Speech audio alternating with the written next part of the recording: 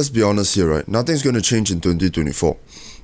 You've said that things are going to change in 2023, 2022, 2021, right? You're going to lose weight this year. You're going to change your physique this year. You're going to make something of yourself this year. And nothing changes. 2021 was the warm-up. 2022 was the practice. 2023 was the round 2 of practice. What makes 2024 different? Why do you think this year will be any different from the others? You only have the perception it will be different because of the perceived optimism. You haven't begun to consider the tough periods that requires you to endure in order to make something different of yourself. We like to associate the meaning of a new year with change. I've seen countless people say that I want to change how my body looks. I want to do better academically this year. And they have this realization, this explosion of desire way before the new year starts. Maybe they have it in the start of December, but they don't act on it then. They don't start making changes in that moment. They wait until the new year in order to start making changes because they want to associate that meaning. If you had the time in December and you decided to wait until the new year in order to start implementing your changes, there's something inherently wrong with that. It means not only do you not want it bad enough, but you subconsciously only want the meaning of change associated with it. Many times we misalign, and rather than actually going out and doing the work to get the achievement, we settle with the feeling, delusion that we are making progress because that feels good. And I like to emphasize, right, the change shouldn't be for 2024. It shouldn't be for the new year. When you change this year, it's going to be a change that lasts the rest of your life. And if you are not willing to give up this older version of yourself completely, if you're not willing to make an eternal change, there is no change. Do you get what I mean? Because if you only intend to change for 2024, if you're not considering that when you change, this change has to last forever, this is going to be a new version of you, and if you don't intend to change forever, your perceived optimism will end in 3 months, because that is when you'll be tested. That is when your desires will actually face some sort of friction and resistance, and you're probably going to give up from there, or at least stagnate a lot for a long period of time, just like you always have. And maybe you'll come back to trying to make progress in pockets of time around the year, but then you never actually make any real progress and end the year feeling like dog shit, only to tell yourself, okay, now is the new year, now 2025 is going to be the one. When setting goals for a new year, in different endeavors, it is more important to set input goals, and some endeavors are more important to set output goals. What this means is, for example, when you're doing business, if you want to start a new business, if you want to start learning how to trade or start doing YouTube, you can only really focus on input goals because the results often cannot be reasoned with, and you have such a long learning curve. You can't just say, I'm going to make 1k a month or 10k a month 6 months later. It sounds idealistic, it sounds wonderful, but it's not going to happen 99% of the time. No way. Because you can't reason with it. You can't just jump there. Most rich entrepreneurs, most successful individuals only blossom when they are like in their late 30s, their late 40s, hell, even beyond 60 years old. Then they, boom, the business worked out for them. So the goals you can set for making money and things that you can't really reason with are input goals. For example, in this month, I want to spend this amount of time thinking of leverages.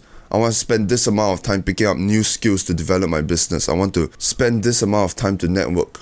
And things like that. It doesn't have to be the amount of time spent. That's what input goals are. The amount you can control and the amount you can do that you can aim to achieve. And for endeavors that you can control its output goals, those you can set goals. Changing your physique, going to the gym. You can say that 6 months later, I want to be 10 kg lighter. I want to lose 30 pounds. You can say that. Because this is a scientific thermodynamic change, right? Losing weight is simply calories in, calories out. And you have full control over that. Basically full control. Other than metabolic rates and shit like that. But metabolic rates have a range. You can't be naturally burning 6,000 calories a day. So there's a range you can follow. There's things you can learn about yourself. And then from there you can actually achieve these physique goals. These are almost entirely in your control. So these goals you can set. Setting goals is so overrated though. It's like, it's past its prime, man. Sure, it sets direction. Sure, it gives you something to work towards. But when you have purpose, you have the core desire to excel, the innate push. Your whole body shakes with desire. And this lasts a long time. And that's purpose. and that will outshine any goal you have. And I've learned that pain creates purpose. While focusing on your mental health, many will tell you that you have to let go of the pain in order to focus on new things. And I think that people who take pride in suffering are absolutely retarded.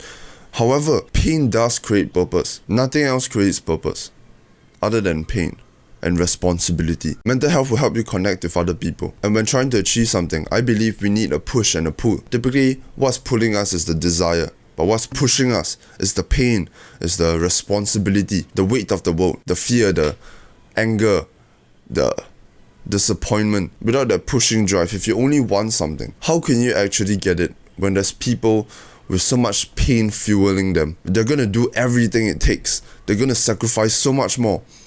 Unfortunately, this is how it works. If you want something bad enough, you're also going to have some sort of negative connotation to it. That's why if you intend to achieve more than others, you can't expect a smooth sailing road. Our mental health will be a little bit sacrificed for our desires. That's why desires is deemed as unhealthy and prideful, and in the Bible that's a sin. In many religions, desire is to be refrained from. In fact, all religions, probably. I doubt anyone achieved huge things without a crippling and unhinged amount of desire. It's almost necessary, and I don't think that's a bad thing either. Pride, ego, creates desire. Desire creates achievement. Achievement creates fulfillment. Good for the people around you. In my life, nothing has ever brought me more good than achievement. Nothing. There's nothing that feels better. There's nothing that feels more fulfilling. I sound like an addicted, mentally distorted retard right now. Desire in of itself and achievement is also a beautiful thing. You will have to give up some mental health. You will have to throw away all your comfort. There is a lot of joy in the journey, the revelations. When you want something bad enough, you cannot help but have a monthly crash where you just feel empty, hollow, and dissatisfied with yourself that you haven't achieved that yet. And perhaps that's what purpose is. For a long time, I had the perception that mental health is the ability to remain at kind of a constant state, no matter what happens to you, no matter what you're dealt with. Right now, I genuinely think that having good mental health is simply having good discipline. It's simply doing the work when you do not feel like it. It's simply being able to control yourself entirely, even if you're feeling like dog water. To be happy and energetic for the people around you,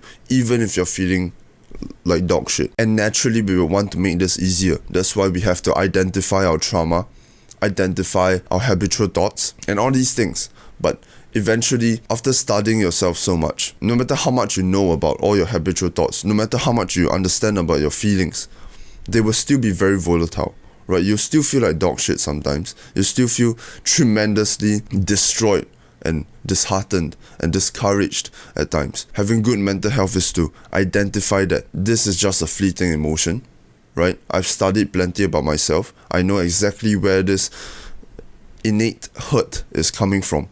I know who generated it. I know when it was generated. I know why I feel this way and where to go next. And right now, I'm not going to let that demoralization take away from my future self. And of course, you will fail at times. You know, you'll just sit back into the bad habits because you feel terrible and kind of want to self-sabotage yourself. But trying your best to hold on and trying your best to do what you need to do, even when you're feeling like dog shit, that's where you get things done. That's where you make the achievement.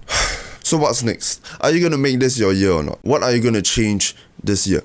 Nothing changes if nothing changes, right? I hope you destroy your goals this year. I hope this is the year that, holy shit, people look at you a year later and they're like, Jesus, what the fuck? Oh my god, this person changed so much. Look at him, look at him, look at her. Beautiful. I cannot wait. You have 365 days. You're going to absolutely crush this. I'm so excited for you. At the end of this year, you're going to be fit as fuck. You're going to be so well spoken. You're going to be so well learned. You're going to excel in all your academic endeavors.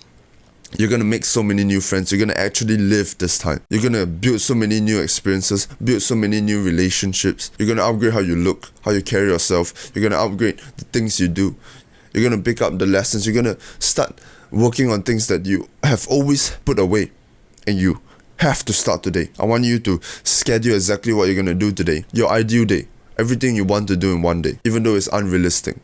And you're going to try to carry it out to your best ability. And let's see what happens. And let's see how many days you can do that. Imagine if you can clock in 70% of the year close to your ideal day. Won't you be a fucking specimen of a human being at the end of this year? It's that easy. Boom. Just kidding, it's not.